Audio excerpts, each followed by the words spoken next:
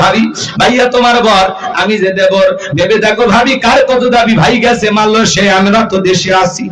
কথা বলেন ডিজিটাল ভাবি এই কথাগুলো শুনে খুব খুশি হয়। এমনও দুষ্ট দেবর আছে মাঝে মাঝে ভাবির ঘরে ঢুকে বলে, ভাবি আপনার চেহারার দিকে তাকাইলে মনে হয় না যে আপনার বিয়ে হয়েছে, আপনি যে 2 বাচ্চার মা, বোঝাই যায় না। কথা কয় নাকি? ভাবিও ডিজিটাল ভাবি কথাগুলোকে এনজয় করে। ভাবি যদি নেককার হইতো, দিনদার হইতো, আল্লাহ ওয়ালা হইতো, আল্লাহর ভয় যদি ভাবির অন্তরে থাকতো, ভাবি ডেকে বলতো, কুল্লিল মুমিনিনা গুদ্দুনা মিন আবসারিহিম, হে দেবর আল্লাহ বলেছেন মুমিন পুরুষের দৃষ্টি থাকবে নিচের দিকে, আমাকে দেখার অধিকার তোর ভাইয়ের আছে, তোর জন্য আমাকে দেখা জায়েজ নাই, ঘর থেকে বের হয়ে যা। মা বোনদের আবার শুনতেছেন, মা 2টা পুরুষ হতে 2 কিলোমিটার দূরে থাকবেন, একটা দেবর আর একটা দুলা ভাই, এরা হলো মৃত্যুতুল্য বিষাক্ত সাপের চাইতেও ভয়ঙ্কর। এই সমাজ শেষ হয়ে গেছে। এই 2টা পুরুষের দ্বারা মা বোনেরা অনেক নির্যাতনের শিকার হয়, কিন্তু কাউরে প্রকাশ করতে পারে না। মাঝে মাঝে দেখেন না, দেবরকে নিয়ে ভাবি উধাও, দুলা ভাইয়ের সাথে শালি বাইকে গেছে, নেটওয়ার্ক খুঁজে পাওয়া যাচ্ছে না, আছে না নাই? সমাজকে সবচাইতে বড় গ্রাস করছে এই মোবাইল। এই মোবাইলের ওজন কম, কিন্তু মোবাইলের মাধ্যমে পাপের ওজনটা অনেক বেশি।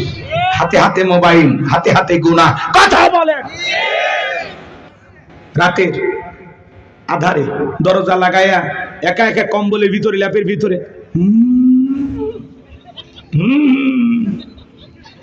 মা যখন নক করে দরজা, ভিতরে এখন আলো চলে, বাংলাদেশের স্বাধীনতার যুদ্ধ করেছিল, পদ্মা সেতু করতে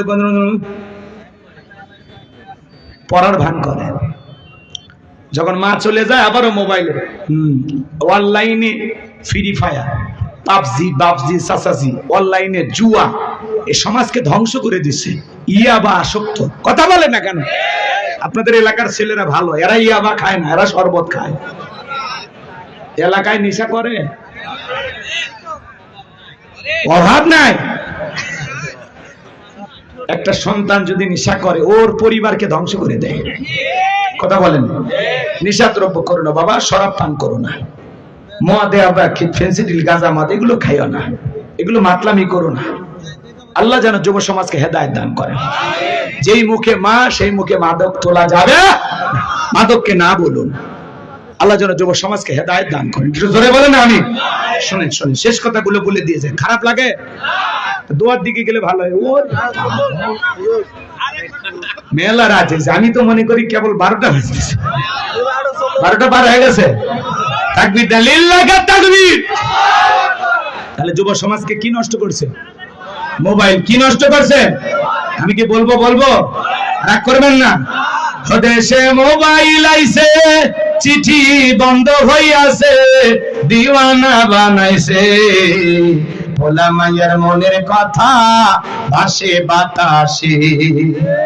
ও দেখো ভোলা পানের মন বাদা ফেসবুকে এখন, ও দেখো ভোলা পানের মন বাদা ফেসবুকে এখন, মোবাইলে চ্যাটিং কইরা কাটায় সারাক্ষণ। এই মোবাইল পাইয়া দেখো মদনের মাইয়া, এই মোবাইল পাইয়া দেখো মদনের মাইয়া কি কাণ্ড ঘটাইছে। স্বামী সংসার রাইখা নাকি পালাইয়া গেছে, সে যে স্বামী সংসার রাইখা নাকি পালাইয়া গেছে। 2 বাচ্চার মা, 4 বাচ্চার মা পরকীয়া প্রেম করে আরেকটা ছেলের হাত ধরে পালিয়ে যায়। যে নারী স্বামী রেখে সন্তান রেখে আরেকটা ছেলের হাত ধরে পালিয়ে যায়, ওটা হলো নারী জাতির কলঙ্ক, ওটা পাশানি ডাইনি, বিশ্বাসঘাতক নারী। কেমনে পারলা বোন? ও মা, তুমি কেমনে পারলা তোমার স্বামী রাইখা সন্তান রাইখা আরেকটা ছেলের হাত ধরতে? কেমনে পারলা? আমার স্বামী খারাপ? এই মহিলা, তোমার স্বামী কি ফিরাউনের চাইতে খারাপ? কয়টা স্বামীর সংসার করেছে? বিয়ের আগে সবাই মিষ্টি মিষ্টি কথা বলে, বিয়ের পরে টের পাবে 3 মাসে আসল লোক বের হয়ে আসে। ধৈর্য নিয়ে সংসার করতে হয়। বেশি যে তারা নারীকে ধ্বংস করে দেয়। এই কথা কন না আপনারা? ছেলে মানুষের রাগ থাকতে পারে স্বাভাবিক, কিন্তু মেয়ে মানুষের রাগ থাকতে নাই। ভাইরা, আপনি নবী মারা গেলে ইসলাম আর মাথা উঁচু করে সামনের দিকে দাঁড়াইতে পারবে না। নিজের জীবনের বিনিময়ে আগলায় রাখতেন বেলাল বিশ্ব নবীকে। চিৎকার মেরে বলুন আল্লাহু আকবার। অনেক কথা আছে বাদাম, সামনের দিকে আর যাওয়া সম্ভব নয়। সংক্ষিপ্ত কথা আপনাদের উদ্দেশ্যে একটু বলে দিয়ে যায়। বেলালের উপর নির্যাতন জুলুমের কথা যখন বিশ্ব নবীর কান পর্যন্ত পৌঁছে গেল, আমার নবী ডেকে বলা, ওয়াকুর, বেলালের কষ্টের কথা সহ্য হয় না, যাও যাও তুমি আমার বেলালের জন্য একটা কিছু করো। হযরত আবু বকর সিদ্দিক রাদিয়াল্লাহু তাআলা আনহু কয়েক গুণ দাম বেশি দিয়া গোলামের জীবন থেকে হযরত বেলালকে আজাদ করলেন, মুক্ত করলেন। বলুন আল্লাহু আকবার।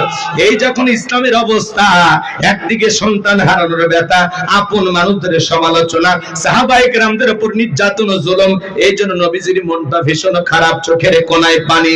নবীর যখন মন খারাপ, নবীকে সান্ত্বনা দেওয়ার দায়িত্ব কার? আর একটু জোরে বলেন কার? আমার আল্লাহ ডেকে বলে, জিবরাইল, আমার বন্ধুর মা নাই, বাবা নাই, আমি স্যার আমার বন্ধুর কেউ নাই রে জিবরাইল। আমার বন্ধুর মনটা হয়েছে ভারী, আমি আল্লাহ সইতে নাহি পারি। লাহু মাহফুজ থেকে সূরা কাউসার নিয়ে যায় আমার বন্ধুর উপরে নাজিল কর তাড়াতাড়ি। চিৎকার মেরে বলুন আল্লাহু আকবার।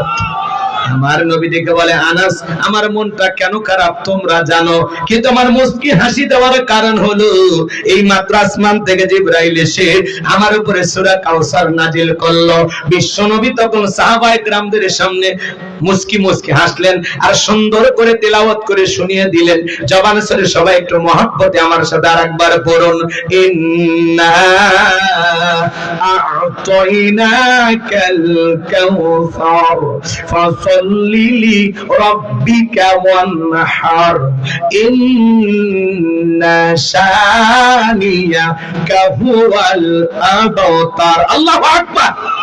আমার আল্লাহ রাব্বুল আলামিন বলেন, ইন্না আ'তাইনাকাল কাউসার, অবশ্যই আমি আল্লাহ পাক আপনাকে হাউজে কাউসার দান করেছি। এই পৃথিবীর অন্য কোন নবী রাসূলকে আল্লাহ পাক হাউজে কাউসার দান করেন নাই, আপনার আমার নবীকে আল্লাহ তাআলা হাউজে কাউসার দান করেছেন। ইন্না আ'তাইনাকাল কাউসার, নিশ্চয়ই আমি আল্লাহ পাক আপনাকে হাউজে কাউসার দান করেছি। চিৎকার মেরে বলুন সুবহানাল্লাহ। এই হাউজে কাউসারের পানি দুধের মতো সাদা, মধুর চাইতে মিষ্টি, পানির মতো ক্লিয়ার। ওই কঠিন কিয়ামতের ময়দানে যেদিন বিচার দিবস কায়েম হয়ে যাবে, বিচার দিবসের একদিন হবে 50,000 বছরের সমান। যেদিন সূর্য সোহাগ মাথার উপরে চলে আসবে, সূর্যের তাপে জমিনটা তামার জমিন হয়ে যাবে। সেদিন পাহাড় পর্বত, নদী নালা, খাল বিল, বিল্ডিং আমারত কোনো কিছু থাকবে না। কুল্লু মান আলাইহা ফান, সবকিছু আল্লাহ তাআলা ধ্বংস করে দেবে। কোনো বাংলাদেশ থাকবে না, আমেরিকা থাকবে না, লন্ডন থাকবে না, জাপান, ভুটান, কোনো কিছু থাকবে না। এ বাজান, এই পৃথিবীর যত দামের বিল্ডিং আমারা যা দেখেন সবকিছু আল্লাহ তাআলা তছনছ করে দিবেন, ধ্বংস করে দিবেন, কোনো কিছু অবশিষ্ট থাকবে না। ওই কঠিন কিয়ামতের ময়দানে বেঈমানদের জিহ্বা ঝুলে আসবে নাভি পর্যন্ত। ওই কঠিন কিয়ামতের ময়দানে আল্লাহর আরশের ছায়া ছাড়া আর কোনো ছায়া থাকবে না। আল্লাহর আরশের ছায়ার নিচে আল্লাহ 7 শ্রেণীর মানুষকে ছায়া দান করবেন। এটা হলো কিয়ামতের ময়দানে আল্লাহ তৈরি করা ভিআইপি গ্যালারি। সেখান থেকে আল্লাহর সেই সমস্ত প্রিয় বান্দারা কিয়ামতের ফাইনাল খেলা উপভোগ করবেন। বলুন সুবহানাল্লাহ। কিয়ামতের ময়দান বড় কঠিন। ইয়াউমা ইয়াফিরুল মারউ মিন আখি ওয়া উম্মিহি ওয়া আবি ওয়া সাহিবাতিহি ওয়া বানিহি, যেদিন ভাই ভাইয়ের কাছ থেকে পালিয়ে যাবে, মা সন্তানের কাছ থেকে পালিয়ে যাবে, বাবা পালিয়ে যাবে, স্ত্রী পালিয়ে যাবে, সন্তান পালিয়ে যাবে। ওই কঠিন কিয়ামতের ময়দানে একজন আরেকজনকে দিকে পালিয়ে যাবে। বাজার মা সন্তানের কাছ থেকে পালিয়ে যাবে, সন্তান যখন মা বলে দাবি করবে, মা এমন বলবে, জীবনে কোনোদিন আমার বিয়ে হয়েছে কিনা আমার জানা নাই, দুনিয়াতে আমার কোনো সন্তানই নাই, অস্বীকার করবে। কিয়ামতের ময়দানে মানুষ নিজেকে নিয়ে ব্যস্ত থাকবে, নিজের পেরেশানিতে মানুষ হাবুডুবু খাবে, নিজে এতটা আতঙ্কিত হবে বাজান, কেউ কাউকে চিনবে না, স্বামী স্ত্রীর কাছ থেকে পলায়ন করবে, ভাইয়ের কাছ থেকে পালিয়ে যাবে, সন্তানেরা পালিয়ে যাবে। এ বাজান কোন আত্মীয় স্বজন আপনার কেউ কারো পরিচয় দেবে না, কেউ কারো বিন্দু পরিমাণ উপকারে আসবে না। ওই কঠিন কিয়ামতের ময়দানে মানুষ তলে তলে পানির পানি বলে চিৎকার মারবে, আর বিশ্ব নবীর কাছে যাবেন হাউজে কাউসারের পানি পান করার জন্য। কিছু মানুষের চোখের সামনে আল্লাহ তাআলা পর্দার আবরণ তৈরি করে দিবেন। আমার আল্লাহ রব্বুল আলামিন যখন কিছু মানুষের চোখের সামনে পর্দার আবরণ তৈরি করে দিবেন, ওই মুহূর্তে আপনার আমার নবী আল্লাহকে ডেকে বলেন, আল্লাহ সংখ্যায় আমি আমার অনেক উম্মতকে দেখতে পাইলাম, কেন জানি সংখ্যা কমে গেল, বুঝতে পারলাম না। আমার আল্লাহ তখন ডেকে বলে, বন্ধু পাইকারি দরে সবাইকে আপনি হাউজে কাউসারের পানি পান করাইতে পারবেন না। দুনিয়ার জীবনে দুইটি অপরাধ করেছিল যারা, আজকে আপনার হাতে হাউজে কাউসারের পানি পাবে না তারা। জোরে বলেন কয়টি অপরাধ? ওই দুইটি অপরাধ আপনার আমার ভিতরেও থাকতে পারে কিনা বলেন। মানুষ তলে তলে নবীজির কাছে যাবেন হাউজে কাউসারের পানি পান করার জন্য। এদিকে শোনেন, এদিকে শোনেন, হযরত আবু বকর সিদ্দিক রাদিয়াল্লাহু তাআলা আনহু পিয়ালাগুলো ভরায়া দিবেন, মাঝখানে দাঁড়িয়ে থাকবেন হযরত ওমর বিশ্ব নবীর হাতে দিবেন, আর নবীজি তার আদরের উম্মতদেরকে খুঁজে খুঁজে কিয়ামতের ময়দানে হাউজে কাউসারের পানি পান করায় দিবেন। নবীজির হাতে এক পেয়ালা হাউজে কাউসারের পানি পান করতে পারলে জান্নাতে ঢোকা পর্যন্ত তার আর তৃষ্ণা লাগবে না, তৃষ্ণা মিটে যাবে। বলুন সুবহানাল্লাহ। ও টাঙ্গাইলের তরুণ যুবকেরা, মুরব্বি বাবা ছিরা, কারা কারা আছেন গো নবীজির হাতে কিয়ামতের ময়দানে হাউজে কাউসারের পানি পান করতে চান? দুইটা হাত তুলে আমার আল্লাহকে দেখা।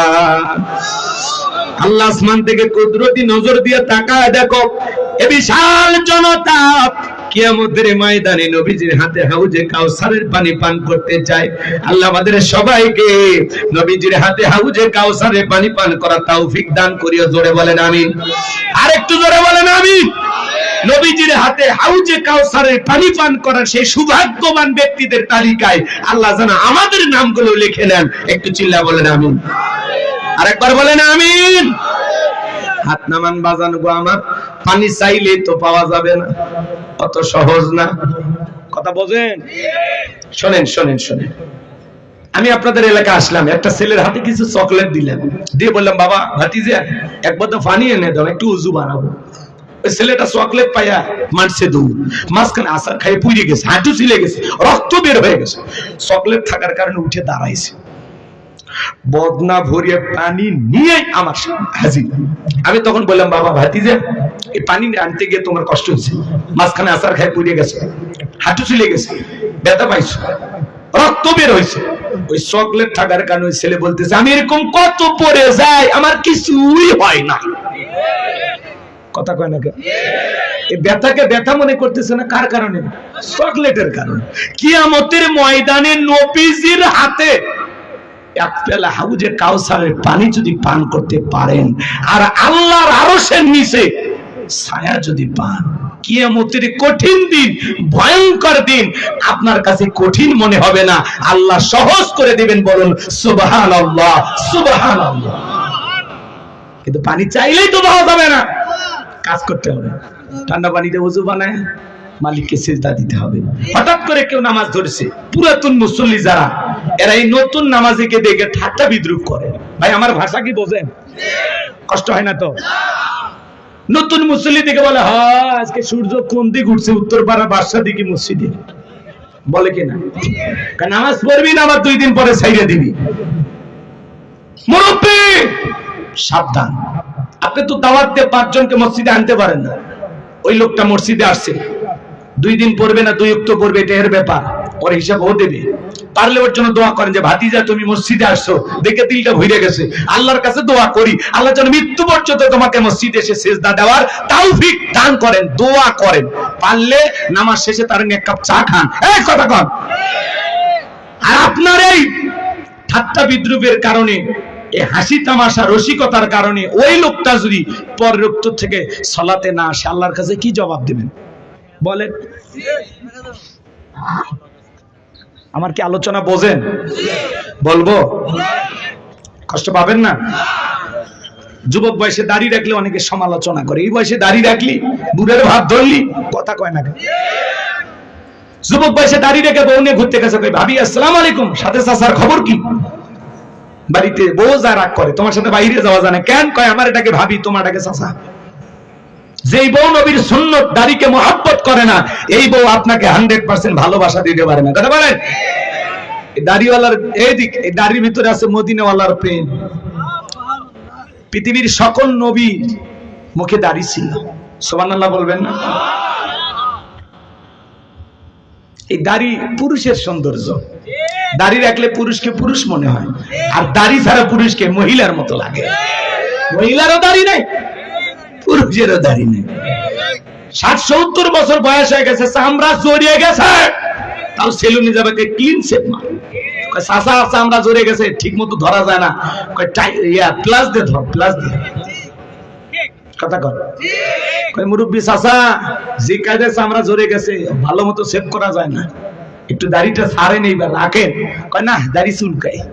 তোমার দাড়িতে চুলকায়, কবরে যাও, ফেরেশতারা চুলকানির মলম নিয়ে বসে আছে। কথা কয় ঠিক কি না? দাড়ি ভাল লাগে না। আপনি মুসলমান দাবি করেন, কত দুর্ঘটনায় মানুষ মারা যায়। আল্লাহ না করুক মুখে দাড়ি নাই, পকেটে টুপিও নাই, দুর্ঘটনায়, বাস দুর্ঘটনা আপনি মারা গেছেন, মানুষ কি করবে? লুঙ্গি খুলে দেখবি মাথা কাটা আছে না নাই। মরার পরে আপনার ইজ্জত মানুষ দেখবে। এই জন্য হয় মাথায় টুপি, না হলে মুখে দাড়ি, দুইটার মধ্যে একটা নিয়ে করেন। কথা কয় না, কথা কয় না। এই যে মাহফিলে আসছেন, অনেকের মাথায় টুপি নাই। কি এটা গানের কনসার্ট? এটা ওয়াজ মাহফিল না, জান্নাতের বাগান না? এখানে আসার একটা ভদ্রতা নাই, পরিবেশ নাই, মাথায় কেন টুপি নাই বলেন? যান, চলেন আমার সাথে, চলেন জামালপুরে চলেন, ময়মনসিংহে চলেন, এদিকে নোয়াখালী, কুমিল্লা, লক্ষ্মীপুর চলেন, টুপি ছাড়া কোনো শ্রোতা পাবেন না। যত সমস্যা উত্তরবঙ্গে, অধিকাংশ শ্রোতা আসে এমনি, 5 মিনিট শোনে, বাদাম খাই, চলে যায়। মানে এদের ওয়াজের ভর্তি কোনো আকর্ষণই নাই, মানে ওয়াজের প্রতি যে একটা মনোযোগ, এটা নাই। রাগ করেন আপনারা? করলে আমার সমস্যা কি? আপনাদের এলাকায় যদি আমার দাওয়াত না হয়, আমার কোনো আপত্তি আছে? রিজিকের মালিক কে?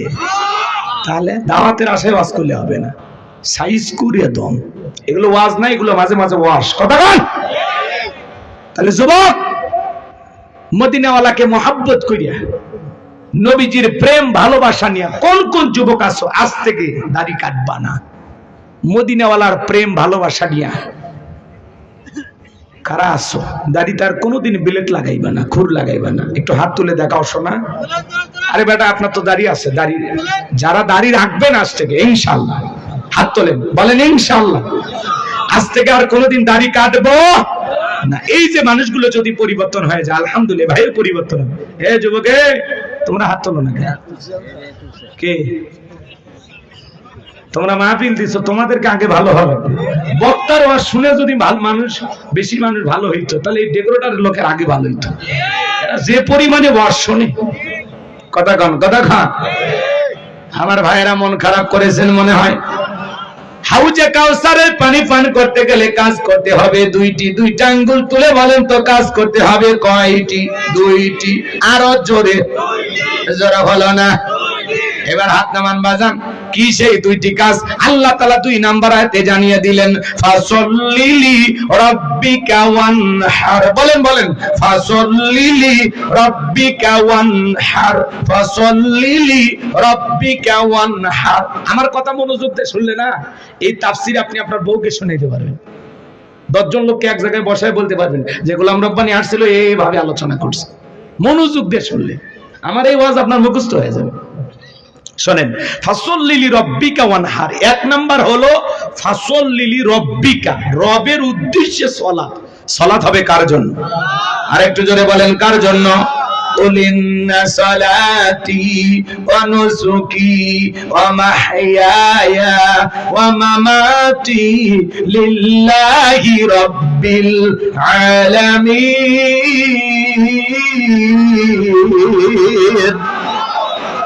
সূরা আনআম আয়াত নাম্বার 162 আল্লাহ তাআলা জানিয়ে দিলেন, নবীজি আপনি বলুন, আমার নামাজ, আমার কুরবানি, আমার জীবন, আমার মরণ লিল্লাহি রাব্বিল আলামিন, আসমান জমিনের প্রতিপালকের জন্য। তাহলে মুমিন জীবনের সব ইবাদত হবে একমাত্র আল্লাহ তাআলাকে রাজি খুশি করার জন্য। কথা বলেন ঠিক কিনা? তাহলে ফসল্লি লিরাব্বিকা, রবের উদ্দেশ্যে সালাত, নামাজ হবে একমাত্র কার জন্য? قد أفلح المؤمنون الذين هم في صلاتهم خاشعون। অবশ্যই মুমিনরা সফল যারা নিজেদের সালাত বিনয়ের সহিত, নম্রতার সহিত, আল্লাহর ভয় নিয়ে আদায় করে। সালাত হবে একমাত্র কার জন্য? فليعبدوا رب هذا البيت الذي أطعمهم من جوع وآمنهم من خوف। আল্লাহ তাআলা জানিয়ে দিলেন, এই ঘরের মালিকের ইবাদত করো, এই ঘরের মালিকের ইবাদত করো। ইবাদত যদি ইবাদতের মতো হয়, বান্দা নামাজ যদি নামাজের মতো আদায় করতে পারো, 5 ওয়াক্ত সালাত আদায় করা নফল না ফরজ? এটা রবের বাধ্যতামূলক ওয়াদা। নিজেকে মুসলমান দাবি করলে 5 ওয়াক্ত সালাত আপনাকে আমাকে অবশ্যই আদায় করতে হবে। আল্লাহ বলে, বান্দা এই ঘরের মালিকের ইবাদত করো। ইবাদত যদি ইবাদতের মতো হয়, নামাজ যদি নামাজের মতো আদায় করতে পারো, যে বান্দা 5 ওয়াক্ত সালাতে মাথা নত করে আমি আল্লাহকে সিজদা দেবে, আমি আল্লাহ সেই বান্দাকে 2টা জিনিস দেব। 1 নাম্বার, বান্দা তোমার জীবনে কোনোদিন রিজিকের টেনশন করা লাগবে না, আমি আল্লাহ তোমাদের জন্য রিজিকের ব্যবস্থা করে দেব। বলুন সুবহানাল্লাহ। যে বান্দা 5 ওয়াক্ত সালাতে মাথা নত করে আল্লাহকে সিজদা দিবে, তার জন্য রিজিকের ব্যবস্থা করবেন কে? এদিকে মনোযোগ দিয়ে শুনেন বাজান। আপনাদের এলাকায় রাত 1টা 2টার পর একটা প্রাণী বের হয়, কুহু কইয়া ছিল। ওর নাম কি? শিয়াল পণ্ডিত। ওর নামই কি? এলাকাতে মুরগির হোটেল আছে, ব্যাংকের অ্যাকাউন্টে টাকা জমানো আছে, ওই শিয়ালটাকে খাওয়ায় কে? সকালবেলা একটা পাখি খালি পেটে নিচ থেকে বের হয়ে যায়, সন্ধ্যাবেলায় পাখির পেটটা ভরে বাসায় ফেরত আসার ব্যবস্থা করেন তিনি কে? আল্লাহ যদি পাখিকে খাওয়ায়, শিয়ালকে খাওয়ায়, আমরা আশরাফুল মাখলুকাত কুনতুম খায়রা উম্মাতিন উখরিজাত লিন-নাস, আল্লাহ আপনাকে আমাকে উত্তম জাতি বানালেন, মর্যাদার আসনে বসাইলেন, আল্লাহকে আমাদেরকে না খাওয়ায় রাখবেন? বলেন তো বারজান, রিজিক দেওয়ার একমাত্র মালিক কে? وما من دابة في الأرض إلا على الله رزقها। আল্লাহ সূরা হুদের ভিতরে জানায় দিলেন, এই পৃথিবীতে এমন কোন বিচরণশীল প্রাণী নাই যার রিজিকের ব্যবস্থা আমি আল্লাহ আসমান থেকে করি না। ওই আটলান্টিক মহাসমুদ্রে 33,000 ফিট গভীর তল পানি নিচে থাকা ছোট্ট একটা প্রাণী, তার রিজিকের ব্যবস্থা আমি আল্লাহ আসমান থেকে করি।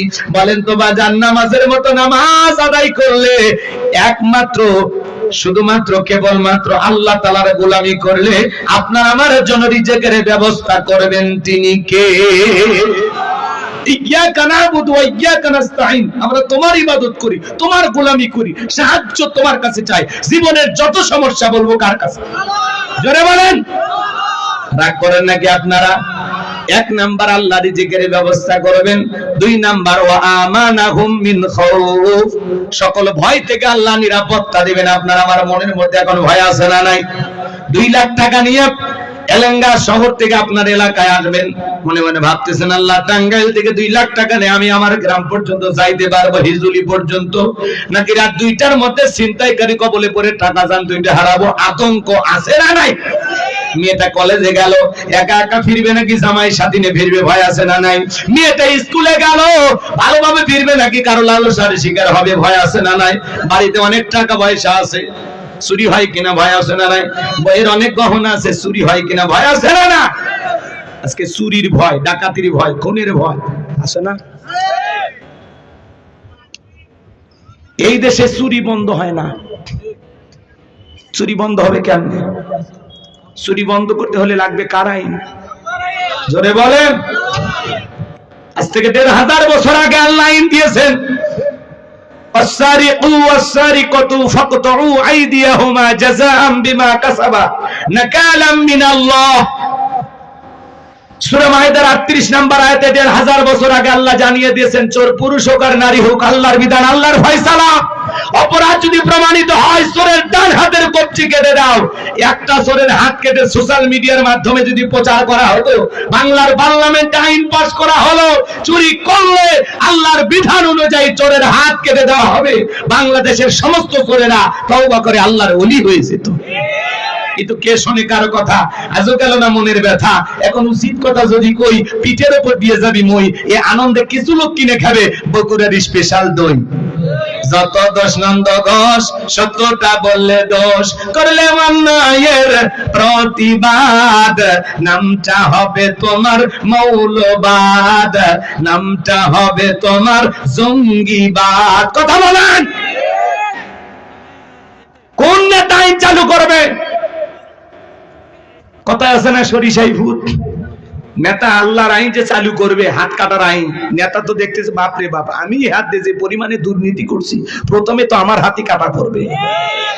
এই ভয়ে ওরা আল্লাহর আইন চালু করেনি। 53 বছর প্রত্যেকবার প্রধানমন্ত্রী হয়েছে মুসলমান। এই 53 বছরে কোন মুসলিম বাংলাদেশের প্রধানমন্ত্রী হয়নি। নামাজের ন্যূনতম বিল বাংলাদেশের পার্লামেন্টে পাস করেনি। কথা বলে ঠিক না?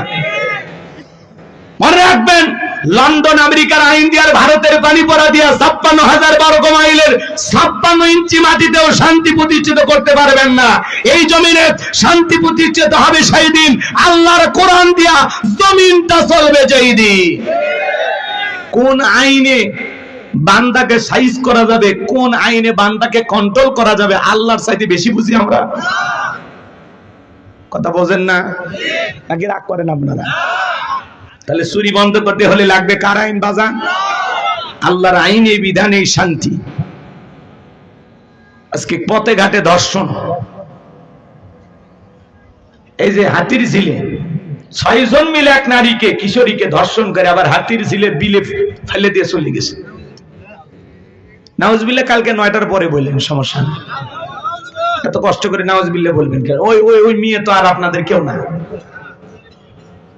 ওটা যদি আপনার মেয়ে হইতো, আপনার বোন হইতো, তাহলে এতক্ষণ জোরেই নাউজুবিল্লাহ কইতেন। আজকে সমাজে যে গণধর্ষণ মাঝে মাঝে হয়, আমরা কি বন্ধ করতে পারি? এমন কোন দিন নাই বাংলাদেশে 2-1টা খুন হয় না, এমন কোন দিন নাই 2-1জন নারী ধর্ষণের শিকার হয় না। এই সমাজ যদি সুন্দর করতে চান বাজান, আল্লাহর আইন ছাড়া, আল্লাহর বিধান ছাড়া এই জমিনে শান্তি প্রতিষ্ঠিত করা সম্ভব নয়। আল্লাহর আইন দিয়ে যদি একজন ধর্ষক, একজন জিনাকারী নারী পুরুষের বিচার করা হতো, আর সোশ্যাল মিডিয়াতে যদি প্রচার করা হতো যে আল্লাহর আইন অনুযায়ী ধর্ষকের এই শাস্তি দেওয়া হলো, বিশ্বাস করেন যুবকেরা বাঁকা চোখে নারীর দিকে তাকানো তো দূরের কথা, ওদের মাঝে মাঝে স্বপ্ন দোষ বন্ধ হয়ে যেত। কথা বলে ঠিক এরা? আল্লাহর আইন ছাড়া জমিনে শান্তি প্রতিষ্ঠিত হবে? চুরি দুর্নীতিতে বাংলাদেশ বিশ্ব চ্যাম্পিয়ন হয়। কথা কয় নাকি? কোন দেশ? কোন দেশ? এটা আমাদের গর্বের না লজ্জার? এই দেশে যারা বিগত সরকারে ক্ষমতায় ছিল, 11 লক্ষ কোটি টাকা দুর্নীতি করে বিদেশে পাচার করেছে। কথা বলেন ঠিক কিনা? 93 বিলিয়ন ডলার ঋণের বোঝা বাংলাদেশের মানুষের ঘাড়ে চাপিয়ে দিয়ে চলে গেছে। 48 বিলিয়ন দেশের রিজার্ভ ছিল, সব খাইয়ে গেছে, কিচ্ছু নাই, দেশে খালি মাটি পড়ে আছে। এমপি মন্ত্রী বড় বড় কথা বলতো, আজকে 5-10 কোটি টাকা দেবের গাড়িগুলো পড়ে আছে। এমপি মন্ত্রী না, পলক সাহেব, উনি এমন কায়দায় জিকির করতেছেন, আর আদালতে আজকে হাজির হয়েছেন। পলক সাহেব দেখেননি আপনারা? কেউ বলতেছে ভাইরে একটা তাসবিহ দে, কি কয় ভাইরে একটা তাসবিহ দে, পলক সাহেব বলতেছে ঘুরে দাঁড়া বাংলাদেশ। কি বলছে আজকে?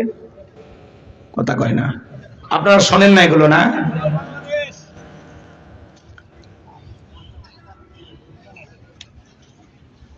বলতেছে রুখে দাঁড়াও বাংলাদেশ। পলক সাহেব জিকির করতেছেন, কি যেন তাসবিহ পাঠ করতেছেন, এই জন্য লোকজন বলতেছে এ ভাইকে একটা তাসবিহ দে, তাসবিহ দে। বুঝেন নাই? একটা তাসবিহ কিনে দেওয়ার জন্য বলতেছে। উনি তখন বলতেছে ঘুরে দাঁড়াও বাংলাদেশ, রুখে দাঁড়াও বাংলাদেশ। তো ভাই আপনারা তো ছিলেনই, আবার কেমনে রুখে দাঁড়াবে? এই কায়দায় কত নিরীহ আলেমদেরকে আপনারা এইভাবে আদালতে হাজির করেছিলেন। আজকে আপনাদের চেহারার দিকে তাকা যায় না। ক্ষমতায় যখন ছিলেন হিরোর মতো চেহারা, নায়কের মতো চেহারা, আর এখন আদালতে যখন আপনাদের দেখি মায়া লাগে। কথা কন, এমপি মন্ত্রীরা আছে, হয় কেউ জেলখানায়, কেউ না হলে দেশের বাইরে, অনেকেই পালিয়ে গেছে। আছে আছে বাজার আছে। মন্ত্রীরা সব কোথায় গেল, এমপিরা সব কোথায় গেল, কোথায় কাদের কাকা? ওদের সারা দেশটা এখন লাগে ফাঁকা ফাঁকা। পালাবো না, পালাবো না, পালাবো না, পালাবো না, যাই না তাদের দেখা। ওদের সারা দেশটা এখন লাগে ফাঁকা ফাঁকা। আইন মন্ত্রী আটকে গেল আইনেরই ফাঁকে, দাড়ি সারা দরবেশটারে ভণ্ড ভণ্ড লাগে। শুনেছি ভাই কত নেতা নেত্রী খাইতেছে ভাই ডান্ডা, বিচারপতি কালামানিকের ফাটিয়েছে নাকি আন্ডা। এটা আমার খবর না, মিডিয়ার খবর। এই বিচারপতি শামসুদ্দিন মানিক আল্লামা সাইদি হুজুরকে মৃত্যুদণ্ডের রায় দিয়েছিল। আমরা বলতে চাই ওই একই ট্রাইব্যুনালে বিচারপতি নামের সেই কুখ্যাত কালামানিককে মৃত্যুদণ্ডের রায় দিতে হবে, দিতে হবে, দিতে হবে। 116 জন আলেমের তালিকা করে দুদকের কাছে জমা দিয়েছিল। আমার রোল নাম্বার ছিল 23। আমি কত নাম্বারে ছিলাম? আপনারা চেনেন না, ওরা ঠিকই চেনে। যারা আলেমদের তালিকা করেছিল আজকে বিনা তালিকায় ওরা জেলখানায়। কার খেলা? ছাত্র আন্দোলনের সবাইকে রাজাকারের বাচ্চা বলে গালি দিয়েছিল। টকশোতে আমার বোনকে অপমান করে রাজাকারের বাচ্চা বলেছিল। উনি একমাত্র ভালো বাচ্চা ছিল। কথা কয় না? ছেলেদের মানুষ যে আপ্যায়ন দিছে ভাই, খুঁজে পাওয়া যায়নি। কথা কয় না? পলকের ঝলক গেল, পলকের ঝলক গেল, থামিয়ে নেটের চাকা। ওদের সারা দেশটা এখন লাগে ফাঁকা ফাঁকা। কোথায় গেল সংসদেতে মমতাজের গান? কোথায় গেল হযরত বালা স্বামী ওসমান? 70 রাকাত তাহাজ্জুদ পড়তো, বিরাট বড় আল্লাহর ওলি দাবি করতে। 41 সাল পর্যন্ত টিকে থাকার স্বপ্ন দেখেছিল। 24 সালের 5 আগস্টে ভাগ্যে কি আছে আল্লাহর ওলিরা জানতো না। মাইক পালে বলতে খেলা হবে। আজকে পুরো বাংলাদেশের মাঠ পড়ে আছে, কিন্তু ওই খেলোয়াড়রা নাই। কথা বলে আর একজনের তো শরীরই চলতো না, তবু বলতো খেলা হবে। এই জিনিসটাকে আমরা আর দেখতে পাচ্ছি না। এটা বিনোদনের নেতা ছিল গো, বেচারা লুকাইছে কই। খুব মিস করতেছি, বিশ্বাস করেন। আছে উনি আছে নাই, সব পালিয়ে গেছে। কথা বলেন ঠিক কিনা? যাই বাজান, মন খারাপ করেন না। কষ্ট পাচ্ছেন নাকি আপনারা? আর যদি 15-20 মিনিট আলোচনা হয় শুনবেন নাকি চলে যাবেন? কারা কারা একটু হাত তোলেন তোদের। লিল্লাহি তাকবীর। হাত নামান। অনেকে ওটা আশা করতেছেন। যদি পারেন, আমার গাড়িতে আমার লেখা একটা বই আছে, শেষ বিদায়, যদি পারেন স্মৃতি হিসেবে নিয়ে যাবেন। মৃত মানুষকে কিভাবে দাফন কাফন করতে হয়, মৃত ব্যক্তিকে চুমা খাওয়া জায়েজ না হারাম, স্বামী স্ত্রী মারা গেলে একে অপরকে গোসল করাইতে পারবে কিনা, মৃত স্বামী স্ত্রীকে চুম্বন করা যাবে কিনা, আত্মহত্যা করে মারা গেলে তারা জানাজায় যাওয়া যাবে কিনা, জান্নাত জাহান্নাম সম্পর্কে, আখিরাত সম্পর্কে, কবরের সলজব সহ বিশেষ কিছু দোয়া সহ 2টা গজল সহ 76 পৃষ্ঠার বইটা যদি পারেন স্মৃতি হিসেবে 50 টাকা হাদিয়া দিয়ে ড্রাইভারের সাথে কাছ থেকে নিয়ে যাবেন। রাস্তাতে গাড়ি রাখা আছে, মোনাজাতের পরে যদি মঞ্চে নিয়ে আসে তাহলে পাবেন ইনশাআল্লাহ। কষ্ট হচ্ছে আপনাদের? যুবকেরা তো এগুলো কেনে না, ওরা কেনে উপন্যাস। প্রেম কেন কাঁদায়, যৌবনের মৌবনে, অভিশপ্ত রাত, মিলন হবে কতদিনে, তোর মরণের পরে। এগুলো আজে বাজে উপন্যাস কিনলে চরিত্র ধ্বংস হবে। কথা বলেন ঠিক কিনা? প্রত্যেকটা মুসলমানের ঘরে একটা সিরাত গ্রন্থ থাকার দরকার আছে না নাই? পরিবর্তন হয়ে যাও যুবক। বিশ্বনবীর জীবনের শুরু থেকে শেষ পর্যন্ত তোমাকে আমাকে জানতে হবে। চলেন না সামনের দিকে যাই। তাহলে আল্লাহ রাব্বুল আলামিন বলেন, নামাজের মতো আদায় করলে 1 নাম্বার আল্লাহ রিজেক্ট দিবেন, 2 নাম্বার সকল ভয় থেকে নিরাপত্তা দেবেন। এই সমাজে নিরাপত্তা আসবে সেই দিন এই দেশের সকল মুসলমানেরা সালাত আদায় করবে যেই দিন। সবাই যখন নামাজি হয়ে যাবে, পার্লামেন্টে যখন নামাজের বিল পাস করা হবে, নামাজকে বাধ্যতামূলক করা হবে, তখন এই দেশে চুরি থাকবে? কথা বলেন। যে বান্দা 5 ওয়াক্ত সালাত আদায় করে, ওই বান্দা চুরি করতে পারে?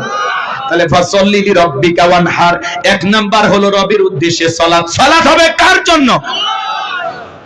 লোক দেখানো সালাত না, ফাওয়াইলুল লিল মুসাল্লিন আল্লাযীনা হুম আন সালাতিহিম সাহুন।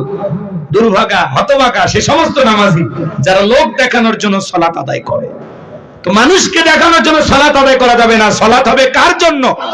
পাঁচ ওয়াক্ত সালাত, এটা তো রবের বাধ্যতামূলক ওয়ার্ডার, এটা তো ডিউটি। পাশাপাশি রাতের 1টা 2টা 3টার দিকে ওইটা বিবির ভালোবাসা ত্যাগ করে, আরামের বিছানা ত্যাগ করে, ঠান্ডা পানিতে ওযু বানায়া নিরালাই নিবৃত্তিতে যায় নামাজে দাঁড়িয়ে যায় যারা আল্লাহর প্রিয় গোলাম, তারা যারা তাহাজ্জুদের সালাত আদায় করে আল্লাহ তাদের মর্যাদা বাড়িয়ে দেয়। বলেন সুবহানাল্লাহ।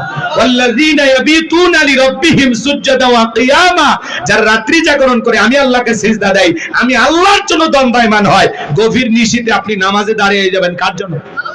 জোরে বলেন কার জন্য? এমন নামাজ পড়বেন তো ইনশাআল্লাহ। আপনি যখন তাহাজ্জুদের জায়নামাজে ফিসফিস করে যে আওয়াজ দেন, আপনার এই ফিসফিস আওয়াজ আরশে আজিম পর্যন্ত পৌঁছে যায়। একটু সুবহানাল্লাহ জোরে বলেন। এদেশে আমার সময় তো নাই, ওই জন্য লম্বা করতেছি না। এদেশে নামাজি আছে 5 রকমের, 5 ধরনের নামাজি পাওয়া যায়। একটা হলো 5-এর, 7-এর, খাটের, ঠাটের, ভোটের। কি মুফতি সাহেব রাগ করেন নি? মানে আমি আবার এদিক ওদিক হাত নাড়াচাড়া না করলে ওয়াজ করে শান্তি পাই না। রাগ করেন নাকি আপনারা? 5-এর, 7-এর, ঠাটের, খাটের, ভোটের। বুঝলেন না তো? বুঝিয়ে বলবো, শোনেন। নিয়মিত যারা 5 ওয়াক্ত সালাত আদায় করে তারা খাঁটি মুসলমান, নির্ভেজাল মুমিন। তার মানে নিয়মিত যারা 5 ওয়াক্ত সালাত আদায় করে এরা হলো 5-এর মুসল্লি। নিয়মিত 5 ওয়াক্ত সালাত আল্লাহকে খুশি করার জন্য আজ থেকে কারা কারা আদায় করবে হাত তুলে দেন। আল্লাহ আমাদের সবাইকে 5 ওয়াক্ত নামাজি বানায় দেন। জোরে বলেন আমিন। আরেকটু জোরে বলেন আমিন। আজ থেকে জামাতের সহিত 5 ওয়াক্ত সালাত আদায় করব তো ইনশাআল্লাহ। হাত নামান, এদিক এদিক খেয়াল করে। 7 দিন পরে পরে জুমার সালাত আদায় করে যারা, লাইফ সাপোর্টে বেঁচে থাকা মুসলমান তারা। কোন সাপোর্টে? লাইফ। শুনে 7 দিন পরে জুমার নামাজ পড়বে যা, মসজিদে টাইলসে ধুলে পড়ে আছে, কয় হুজুর এই যে ধুলে ধুলে বেতনটা না হালাল করেন, খাচ্ছেন আর বলের মতো মোটা হচ্ছেন। মসজিদে ধুলে পরিষ্কার করার দায়িত্ব কি হুজুরের? আর দুনিয়ার মানুষ নাই, সব দায়িত্ব ওনার একা। এই ছেলে শোনো, মসজিদের টাইসে ধুলে আসে, এটা পরিষ্কার করো। আল্লাহ তোর অন্তরে যেরকম এই ধুলের মধ্যে যদি ময়লা থাকে, গুনাহ থাকে, আল্লাহ মাফ করে দেবে। তোর অন্তরে ময়লা আল্লাহ পরিষ্কার করে দেবে। কথা বলে ঠিক না? 7 দিন পরে পরে জুমার সালাত পড়ো। আচ্ছা, জুমার 2 রাকাত ফরজ, আসর, মাগরিব, এশা, ফজর, এগুলো কি বলেন বলেন? এগুলো দরকার নাই? খালি জুমার 2 রাকাতের সালাম, আসসালামু আলাইকুম, আসসালামু আলাইকুম, সালাম ফিরাইতে দেরি, মসজিদের বাইরে ওর পা রাখতে দেরি নেই। 4 রাকাত সুন্নাত পড়ার দরকার নাই, ওটা বাড়ির যে বউক সাথে নিয়ে পড়ে জামাত করে নাকি? এই ছেলে, যুবক শোনো শোনো শোনো, তুমি 2 রাকাত জুমার সালাত আদায় করলা, আসর, মাগরিব, এশা, ফজর কেন পড়ো না? এগুলো কি ফরজ না? তাহলে কেন পড়ো না?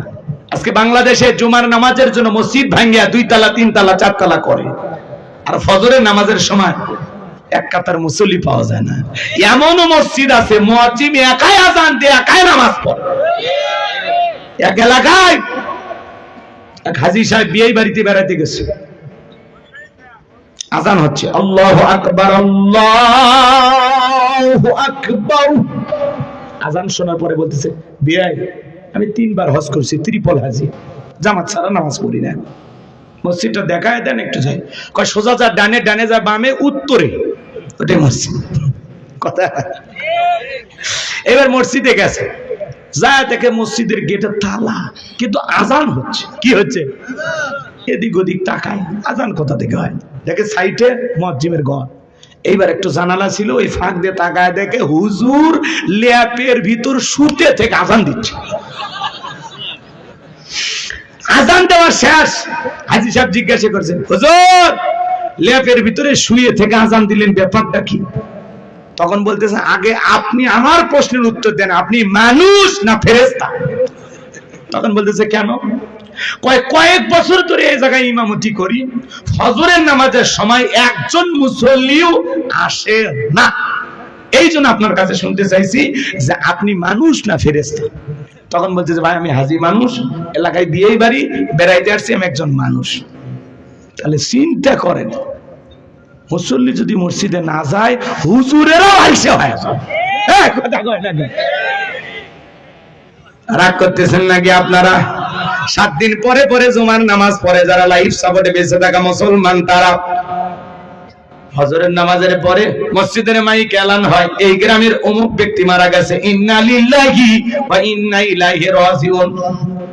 ক্ষমতা থেকে এটা সকালবেলা ডেকে বলে, বউ ওই যে বাদশা মারা গেছে, গতকালকে আগের দিনই এলেঙ্গা বাজারে বসে চা খেলাম, চায়ের বিলটা পর্যন্ত দিতে পারলো না, ওই ছেলে নিজে বিল দিল।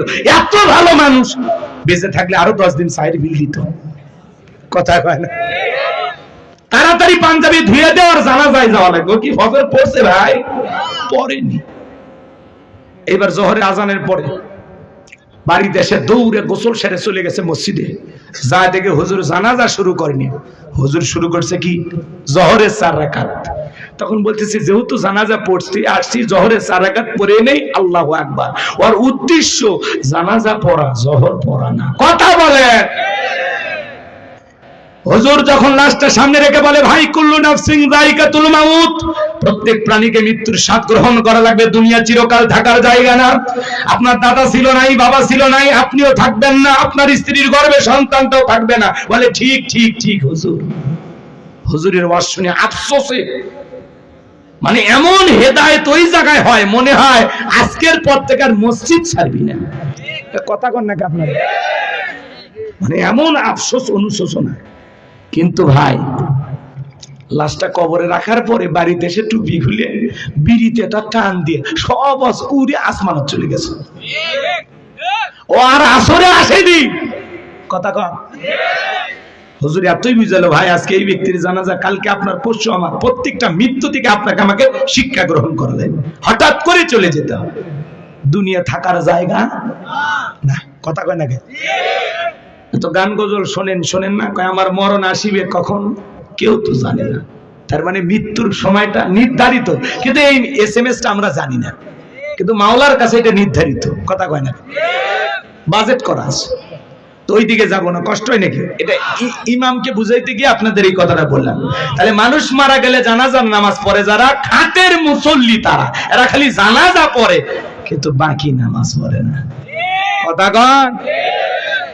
একজন গল্প করে, ভাই মৃত্যুর ভয় আমার এত গলে যায়, মৃত্যুর ভয়ে আমি মসজিদে যাই না। কে? কত মসজিদের ঢুকতে খাটিয়া, এই লাশ বাহনে খাটিয়াটা দেখে মৃত্যুর এত ভয় লাগে ভাই, আমি এই ভয়ে মসজিদে যাই না। তাহলে বলেন তো এটা কি প্রকৃত মৃত্যুর ভয়? এটা প্রকৃত মৃত্যুর ভয় না। তাহলে ভালো করে বোঝেন, 2 ঈদের নামাজ পড়ে যারা ঠাটের মুসল্লি, তারা রোজা নাই, তারাবি নাই, কিন্তু নতুন পোশাক টাঙ্গাই নিউ মার্কেট থেকে কিনছে, কিনে মানে স্ত্রী বলতেছে, সোনা দেখো তো পাঞ্জাবিটা পরে আমার কেমন লাগতেছে। কয় তুমি আমার গরিবের সাকিব খান, খুব সুন্দর লাগতেছে, চমৎকার দেখাচ্ছে। কথা কয় না? নতুন পাঞ্জাবি লাগাইয়া মাঠে ঈদের নামাজ পড়িয়া হুজুরে বলতেছে, হুজুর আসেন কোলাকুলি করি। মাঝে মাঝে এমন লোক কোলাকুলি করতে আসে ভাই, কি বলবো, বিশাল বড় ভরি, কমপক্ষে 26 মাস। কথা হয় না? ইয়া বড় একটা ভরি নিয়ে মানুষ কোলাকুলি করতে আসছে আমার সাথে একবার। আমি এতই চেষ্টা করি বুকে নেব, কিসের বুক, মাঝখানে যে ব্যারিকেড বেঁধে গেছে ভাই, কিসের কোলাকুলি হচ্ছে, খালি পেটা পেটি। কথা কন ঠিক? কোলাকুলি করতে গিয়ে বলে, হুজুর আপনারাই সব, আপনারাই সব। হুজুর এখন কানে কানে বলে, ভাই রোজা কয়টা, 29টা না 30টা? কয় হুজুর ব্যবসায়িক চাপে একটা রোজাও রাখিনি, তারাবি পড়িনি, কিন্তু ইফতার খাওয়া মিস করিনি। আমি খাসি হিন্দুদেরকে দেখে ইফতারি খেলেছি হুজুর, আমার মনে এত বড়। এ কথা কয় না কেন? এরকম মুসলমান নাই? তাহলে 2 ঈদের নতুন পোশাক, নতুন পাঞ্জাবি, টুপি লাগাইয়া হাজির হয় যারা ঠাটের মুসল্লি, তারা। কথা কন। আর নির্বাচনের আগে মাথায় টুপি, মুখে দাড়ি, গায়ে লম্বা পাঞ্জাবি নিয়ে হাজির হয় যারা ভোটের নামাজি, তারা। আজান হওয়ার সময় মাইক বন্ধ, ভাইরা আমার আমি মুসলিম নেতা। কথা কন। এক এক নেতা দেখবেন নির্বাচনের আগে এখন সেই প্রতিশ্রুতি দিবে, 152টা তালিকা, পরে একটাও করবি না, একটাও না, একটাও না। ওই যে ওনারা বলেছিল ঘরে ঘরে চাকরি, ঘরে ঘরে চাকরি দেখ আর না দেখ, ঘরে ঘরে হয় লাশ আর না ঘরে ঘরে মিথ্যা মামলা পৌঁছে দিয়েছে। হুজুর কথা কর না, ঠিক আছে না নাই? ওনারা কথা রাখছে, ঘরে ঘরে কিছু একটা দিছে। তো অনেক নেতা দেখবেন আগামীতে যদি এই টাঙ্গাইলের নেতা হিসাবে আমাকে নির্বাচিত করেন, আমি ঘরে ঘরে গাছ দেব, বিদ্যুৎ দেব, উন্নয়নের জোরে ভাসিয়ে যমুনার নদীতে ডুবিয়ে মারবো ইনশাআল্লাহ। সরি ভুল হয়ে গেছে, কথা বোঝেননি?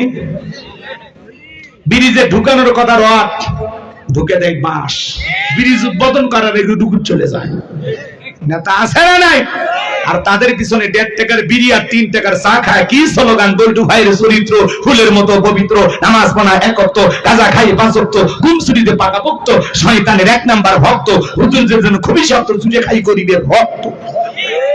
পোস্টারে লেখা আছে গরিবের বন্ধু, ভোট দিয়ে দেখেন গরিবের কয় নাম্বার শত্রু। একটা বয়স্ক ভাতার কাঠ নিবে গেলেও 2-1000 খায়। নির্বাচনের আগে সাইকেল কেনার টাকা নেই, মোটরসাইকেল কেনার টাকা নেই। সেই নেতা ঢাকায় বাড়ি, বিদেশে বাড়ি, নেতা দেশি, বাড়ি হলো বিদেশে। ওরা খালি মুখে মুখে বলে আমার সোনার বাংলা, আমি তোমায় ভালোবাসি, কিন্তু নেতার বাড়ি যা দেখেন কয় হুজুর এই যে টাইস চাই না, হুজুর এই যে খাট এটা বহুতের থেকে নিয়েছি, বিছানার চাদরটা পর্যন্ত বিদেশি, জানালা দরজার পর্দা বিদেশি, খেতা সিলাই করা সুইটাও বিদেশি। এমন নেতা আছে বউ বিদেশি, কথা কয় না। রাগ করেন নাকি আপনারা? ওরা খালি মুখে মুখে বলে আমার সোনার বাংলা, আমি তোমায় ভালোবাসি, সোনার বাংলার জিনিস ভালোবাসি না। নির্বাচনের আগে রাস্তার ভিক্ষুক মহিলাকে 500 টাকা দিয়ে সেলফি তোলে, আর মানুষ মনে করে মানব দরদি নেতা, মানবতার ফেরিওয়ালা। পেপার মিডিয়াতে প্রচার হয়ে গেল অমুক নেতা, হঠাৎ করে এক ভিক্ষুক মহিলার সাথে কি কাণ্ড। ধান্দা হলো ভাইরাল হওয়া, গরিব দুঃখীকে দেখ, ছবি তোলে, পেপার পত্রিকায় চলে যায়, আর মনে করে মানব দরদি নেতা। নির্বাচনের আগে কি সুন্দর অভিনয়, বলে মা আমার তো মা নাই, আপনাদের চেয়ারের মাঝে আমি আমার মাকে খুঁজে। নেতা তো না, অভিনেতা। একজন ছিল কথা বলার আগে কান্দে দিত, স্বজন হারানোর নেতা। অভিনয় কম করো প্রিয়, পাবলিক বুঝে গেছে যে এখন নেতারা অভিনয় জানে। কথা কম। আগামীতে চিন্তা ভাবনা করে কাজ করবেন, সৎ, যোগ্য, ভালো, নির্ভীক, আল্লাহওয়ালা, নামাজি এমন মানুষকে সমাজের নেতা বানাবেন, যাদের কাছে আমানতের খেয়ানত হবে। কি কথা ক্লিয়ার না ভেজাল আছে? লিল্লাহি তাকবীর, ফাসল্লি লিরাব্বিকা ওয়ানহার, রবের উদ্দেশ্যে সালাত আদায় করা লাগবে। লোক দেখানো নামাজ পড়লে হবে না, নেতা খালি নির্বাচনের আগে নামাজ পড়লে হবে না।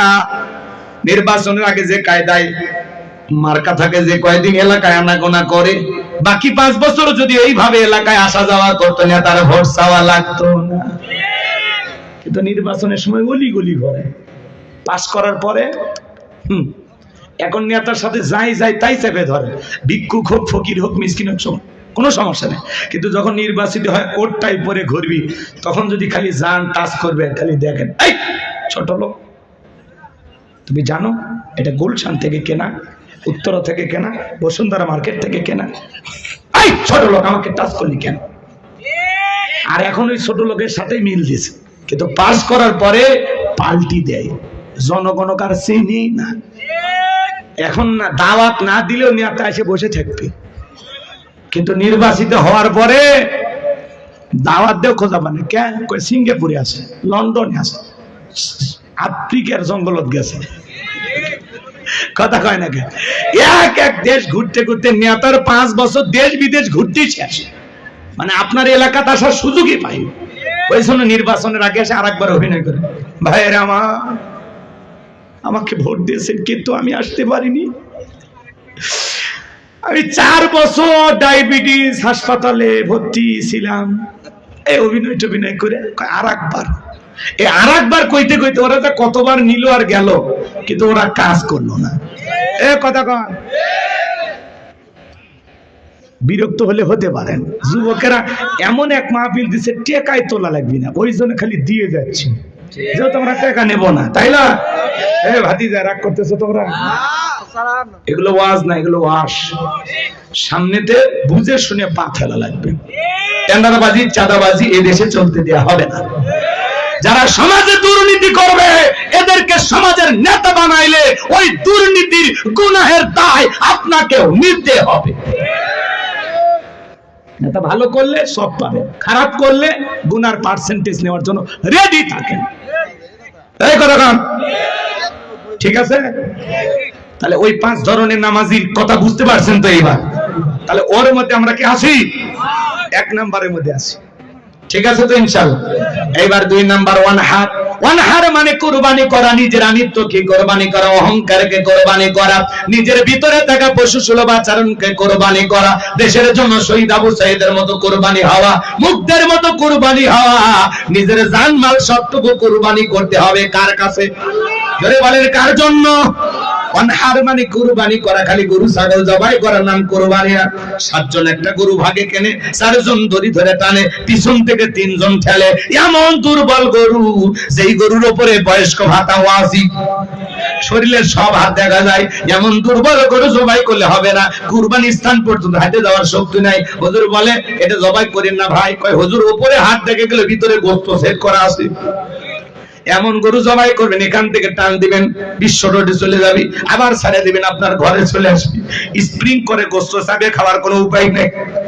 এই শুনো বাজান, এইরকম গাবি জবাই করলে হবে না।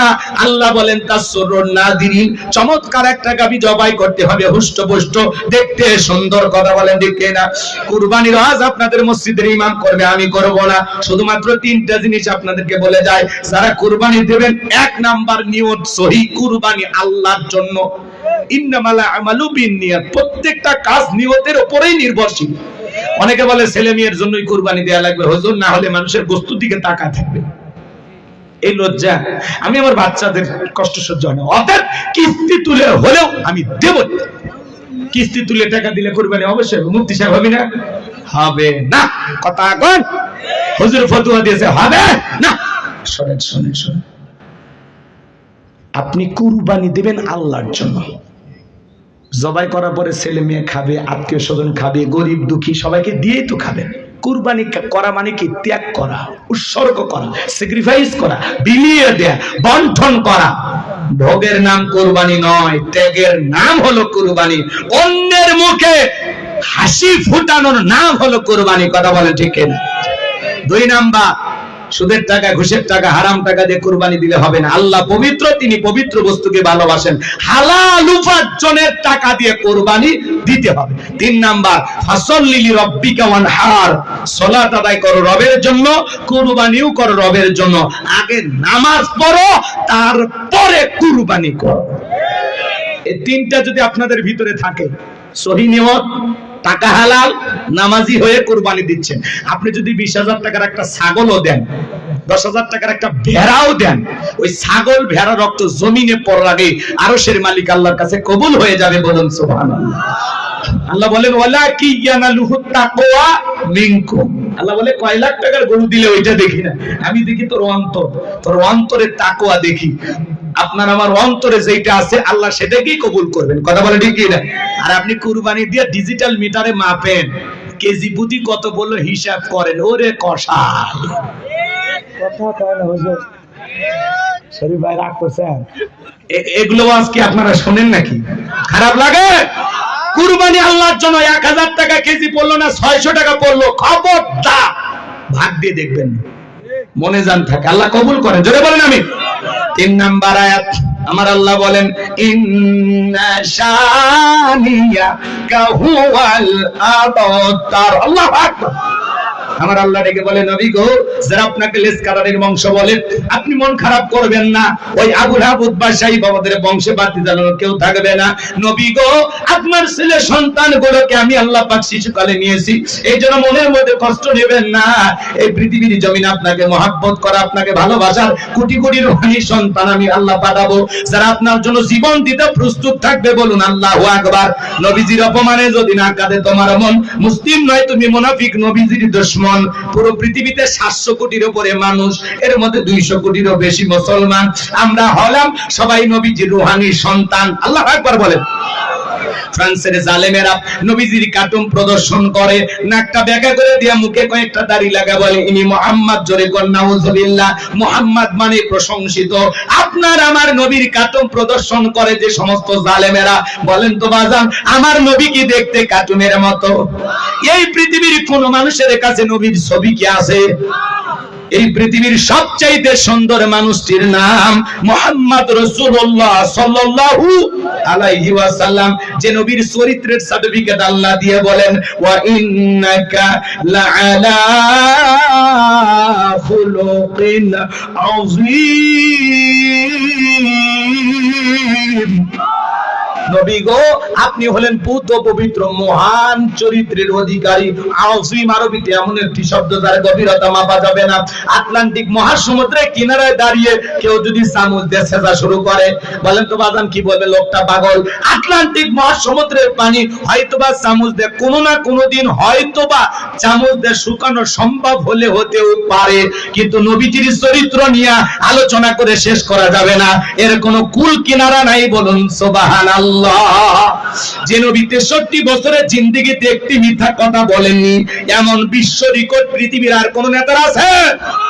জীবনে কখনো তুমি মিথ্যে বলনি, তাই তো তোমায় পেতে কাঁদে এই ধরনী। জীবনে কখনো তুমি মিথ্যে বলনি, তাই তো তোমায় পেতে কাঁদে এই ধরনী। জোরে বলেন মারহাবা। সেই নবীকে আদর্শ নেতা মানতে রাজি আছেন তো ইনশাআল্লাহ? 63 বছরের জিন্দেগিতে একটি মিথ্যা কথা বলেননি মুহাম্মদ রাসূলুল্লাহ সাল্লাল্লাহু আলাইহি ওয়াসাল্লাম। আল্লাহু আকবার। কেমন মহামানব ছিলেন, কি সুপার কোয়ালিটির মহামানব ছিলেন, কেমন মানুষ ছিলেন। সেই নবীকে ওলীদ বিন মুগীরা গালি দিয়ে বলতো, অকাট্য ভাষায় বিশ্ব নবীকে গালি দিত। আল্লাহ আয়াত নাজিল করে বলেন উতুল্লিম বাদা যালিকা জানিম। নবী গো, এই ওলীদ বিন মুগীরা আপনাকে গালি দেয় কারণ এ হলো পিতৃ পরিচয়হীন জারর সন্তান, এর জন্মে ঠিক নাই। নবীকে গালি দিবে যারা, বাস্টার্ড তারা, জারর সন্তান তারা। ওরা বাস্টার্ড। কথা বলেন, শোনেন 2 মিনিটে কথাটা বলে দিয়ে যায়, রাগ করেন নাকি? ছেলেরা বৈধ না বৈধ জানে কে? ফ্যাক্টরি মালিক, তার মানে মা। ওলীদ বিন মুগীরা বলতেছে নবী এত বড় কথা, আমার জন্মের ঠিক নাই, আপনি থাকেন, আমি আমার মায়ের কাছে যাই। তার মায়ের নাম ছিল ঝরনা। যা বলে মা করবি না কোনো তাল বাহানা। নবী আমাকে বলেছেন উতুল্লিম বাদা যালিকা জানিম, আমি নাকি পিতৃ পরিচয়হীন যারা সন্তান, আমার নাকি জন্মের ঠিক নাই। ওলীদ বিন মুগীরার মা বয়স হয়ে গেছে দেখে বলে বাবা আমারও বয়স হয়ে গেছে, মিথ্যা আমি বলবো না, এক পা কবরে চলে গেছে। আর মনে মনে ভাবতেছে এত গোপন তথ্য নবী জানলো কেমনে? নবী তো জানতেন না, নবীকে জানিয়ে দিয়েছেন তিনি কে। ওলীদ বিন মুগীরার মা বলতেছে বাবা ব্যবসা বাণিজ্যের কাছে তোর বাবা এতটাই ব্যস্ত থাকে, তোর বাবা ব্যবসা চেনে, টাকা চেনে, কিন্তু তোর মায়ের মন বোঝে না। সে যে কেন আসে না, কিছু ভালো লাগে না, এবার আসুক, তারে আমি মজা দেখাবো। ভাইরা যখন বিদেশে থাকে দেবররা ভাবির দরজায় স্লোগান দেয়, ভাবি ভাইয়া তোমার বর, আমি যে দেবর, ভেবে দেখো ভাবি কার কত দাবি, ভাই গেছে মারলো সে, আমরা তো দেশে আছি। কথা বলেন ডিজিটাল ভাবি এই কথাগুলো শুনে খুব খুশি হয়। এমনও দুষ্ট দেবর আছে মাঝে মাঝে ভাবির ঘরে ঢুকে বলে ভাবি আপনার চেহারার দিকে তাকাইলে মনে হয় না যে আপনার বিয়ে হয়েছে, আপনি যে 2 বাচ্চার মা, বোঝাই যায় না। কথা কয় নাকি? ভাবিও ডিজিটাল ভাবি কথাগুলোকে এনজয় করে। ভাবি যদি নেককার হইতো, দিনদার হইতো, আল্লাহ ওয়ালা হইতো, আল্লাহর ভয় যদি ভাবির অন্তরে থাকতো, ভাবি ডেকে বলতো কুল্লিল মুমিনিনা গুদ্দুনা মিন আবসারিহিম। হে দেবর, আল্লাহ বলেছেন মুমিন পুরুষের দৃষ্টি থাকবে নিচের দিকে। আমাকে দেখার অধিকার তোর ভাইয়ের আছে, তোর জন্য আমাকে দেখা জায়েজ নাই, ঘর থেকে বের হয়ে যা। মা বোনদের আবার শুনতেছেন, মা 2টা পুরুষ হতে 2 কিলোমিটার দূরে থাকবেন। একটা দেবর আর একটা দুলা ভাই, এরা হলো মৃত্যুতুল্য বিষাক্ত সাপের চাইতেও ভয়ঙ্কর। এই সমাজ শেষ হয়ে গেছে। এই 2টা পুরুষের দ্বারা মা বোনেরা অনেক নির্যাতনের শিকার হয়, কিন্তু কাউরে প্রকাশ করতে পারে না। মাঝে মাঝে দেখেন না দেবরকে নিয়ে ভাবি উধাও, দুলা ভাইয়ের সাথে শালি ভাইকে গেছে, নেটওয়ার্ক খুঁজে পাওয়া যাচ্ছে না, আছে না নাই?